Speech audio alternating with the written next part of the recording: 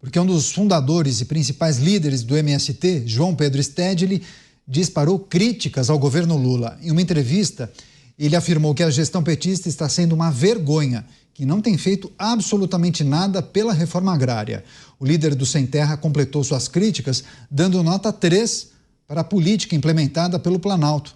Stedley citou ainda como problemática a frente ampla montada por Lula para eleger contra Jair Bolsonaro nas últimas eleições, dizendo que o petista utilizou o movimento e agora não coloca os pleitos do grupo como prioridade. Você, Mota, João Pedro Stedley, um dos principais nomes, talvez o principal nome do MST, muito insatisfeito com o governo federal. Fico pensando, é preciso ter cuidado nessa análise, né? Porque não faz tanto tempo, eles estavam juntos, inclusive numa viagem internacional, não foi? Não faz tanto tempo, Caniato. Olha, eu vou concordar e discordar do líder revolucionário aí. Eu vou concordar quanto à vergonha, né? Eu jamais imaginei que eu e ele fôssemos ter essa mesma opinião. Agora, o resto a gente discorda. Lembra que eu sugeri que nós criássemos aqui um placar para contar o número de vezes que o MST é notícia? Eu já fiz aqui uma pesquisa no meu banco de dados e nós já falamos do MST, pelas minhas contas, 34 vezes esse ano. Então, vamos providenciar, vamos pedir ao Filipinho para providenciar um placar aí. Toda vez que tiver uma notícia do MST, a gente vai virando placar. É óbvio, né, que eu discordo do MST, porque a própria existência do MST é a prova de que o governo está fazendo alguma coisa por essa tal reforma agrária. Reforma agrária é como ressocialização, é como saidinha.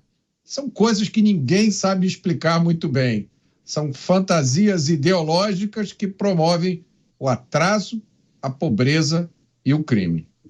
Você, Dávila, o que a gente pode levar em consideração nessa manifestação de Stedley? Está mandando um recado, né? O que ele quer no fundo? Ele quer cargo também, ele quer terra e quer cargo. Principalmente, ele quer cargo no INCRA, porque eles gostam de controlar a regularização fundiária, titularização de terra. Isso faz parte de toda a estratégia do MST. Mas o que é curioso, eu quero saber hoje quem é que está satisfeito com esse governo. O MST está insatisfeito, dando nota 3. Próprios aliados do PT estão insatisfeitos e já estão manifestando essa insatisfação ao presidente da República. O presidente também não está satisfeito com os seus líderes no Congresso Nacional. Eu quero saber quem é que está satisfeito. Quem é que vai bem, né? Eu não sei quem que está satisfeito nesse governo. E, evidentemente, nós... Aliás, sabe quem que está satisfeito? Nós da oposição. Nós estamos satisfeitos, porque nós sempre dissemos que esse governo ia ser uma tragédia para o Brasil e é o que está acontecendo. É exatamente o que está acontecendo. Um governo sem plano, à deriva, que serve unicamente essas corporações públicas, que financia privilégios de burocratas, principalmente da elite do funcionarismo público, da turma que gosta do crime, da droga e de invasão de terra. Esta é a clientela desse governo. O povo que trabalha, empreende, dá duro todo dia, esse só é chamado para pagar as contas, porque é isso que esse governo faz, só pensa em aumentar a arrecadação para tirar dinheiro do bolso deste Brasil que produz e que dá certo. As críticas ferozes de João Pedro Stedley à administração de Lula, administração Lula 3, dizendo que está sendo uma vergonha. Ele não tem feito absolutamente nada pela reforma agrária e deu nota 3 para a política implementada pelo Planalto. Agora a análise é do Cristiano Beraldo. Você, Beraldo. Stedley é o gabinete da ousadia do MST. Ousadia e alegria, né? Nossa, tá bravinho o Stedley, meu Deus, tá indo contra o governo. Esse governo que não resolve o problema da reforma agrária, não dá terra para quem nasceu com direito à terra. Olha só essas pessoas, né? Ungidas, maravilhosas, estão ali simplesmente atrás do seu direito de ter uma terra, uma propriedade rural, né? Para plantarem, para fazerem parte desse universo tão próspero do Brasil que é o agronegócio. Bom, há uma relação ali absolutamente política e de vantagens entre João Pedro Stedley e o governo, e os representantes do governo. O que João Pedro Stedley quer é mais espaço, é mais relevância, Como disse o Dávila, mais cargo, mais dinheiro e por aí vai. João Pedro Stedley, que estava com o Papa Francisco recentemente, levou a bandeirinha do MST para ser abençoada. E o Papa lá, o Papa Francisco, nosso querido argentino, né, estava lá abençoando a bandeira do MST. Na sequência, quem foi visitar o Papa? Fernando Haddad. Coincidência, né? Pois é, então essa dinâmica vai funcionando naturalmente contra o Brasil, porque o interesse do Brasil não tem nada a ver com isso e simplesmente se trata ali de interesses próprios, interesses pessoais, interesse desse pequeno grupo, que não é aquela pessoa da ponta que está lá iludida, achando que algum dia vai ter alguma terra para plantar e vai ter alguma vantagem. Ele só está ali para cumprir o papel de figurante, enquanto outros enchem o seu bolso e vivem uma vida maravilhosa. Agora, para falar de oposição, Dávila, eu só precisava fazer um registro das cenas protagonizadas ontem pelos deputados de oposição na CCJ. Esse negócio de ficar gritando em coro da quinta série Fujão, você me desculpa, mas isso não é oposição de verdade. A nossa oposição precisa aprender com o exemplo da banda de música da UDN, de Carlos Lacerda, Adalto Lúcio Cardoso, Oscar Dias Correia, que fizeram o Getúlio Vargas tirar a própria vida, porque foi covarde e não aguentou a pressão política. E João Goulart fugir da presidência da República, fugir do Brasil. A oposição se faz com inteligência, se faz chamando para o debate, se faz com preparo, com argumento.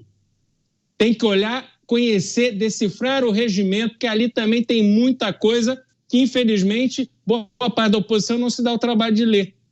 Então, eu estou bastante decepcionado com uma parte expressiva da nossa oposição, que precisa trabalhar mais, se dedicar mais e levar mais a sério o papel que eles têm hoje. Bom questionamento. Quer fazer o complemento, Dávila, por favor? Eu concordo plenamente com o Beraldo. Tem que parar com o circo.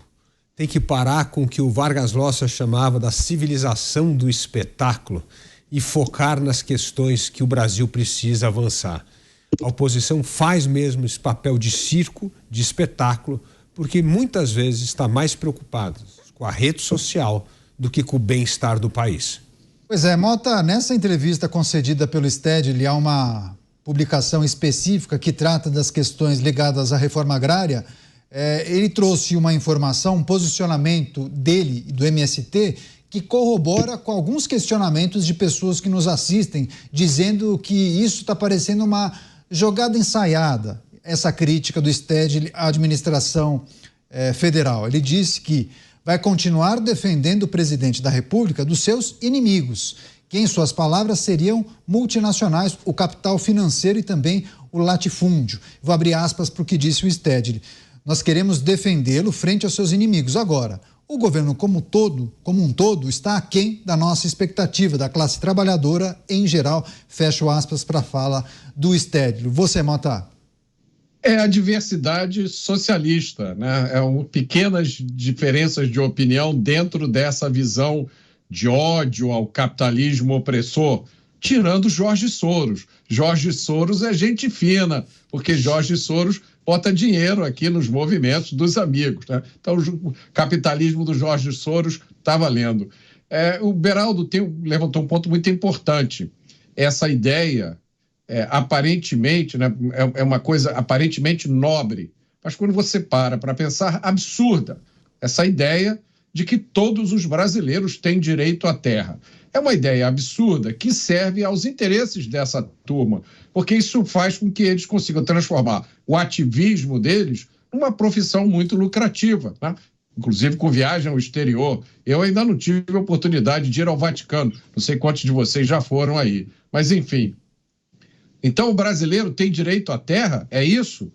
Agora, sabe o que a gente não tem? Direito à vida. A gente não tem direito de dormir em paz enquanto os nossos filhos estão na rua. A gente não tem direito de esperar nossos filhos na porta da escola sem sentir medo. Esses direitos no Brasil estão reservados aos poderosos, mas todo brasileiro tem direito à terra. E a gente fica pensando quem eles acham que ainda enganam com esse tipo de conversa.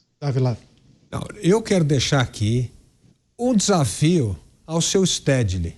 Quero que você traga aqui na Jovem Pan, nós vamos abrir o programa, quantos hectares o Brasil tem de latifúndio, de terra improdutiva. Eu quero que você mostre um estudo que nós possamos comprovar aqui de que o Brasil tem ainda latifúndio de terra improdutiva. Eu desafio o Stedley e o MST.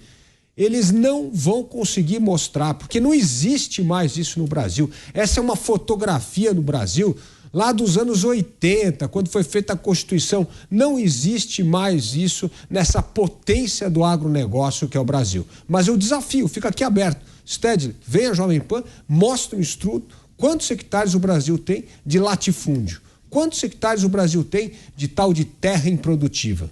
Aí, desafio lançado pelo Luiz Felipe Dávila. Inclusive, as últimas invasões, né, Dávila, foram inclusive em propriedades muito conhecidas, como da Suzano Papel e Celulose. Suzano, Embrapa, é só terra produtiva. Eu quero que ele mostre aqui onde é que está o latifúndio.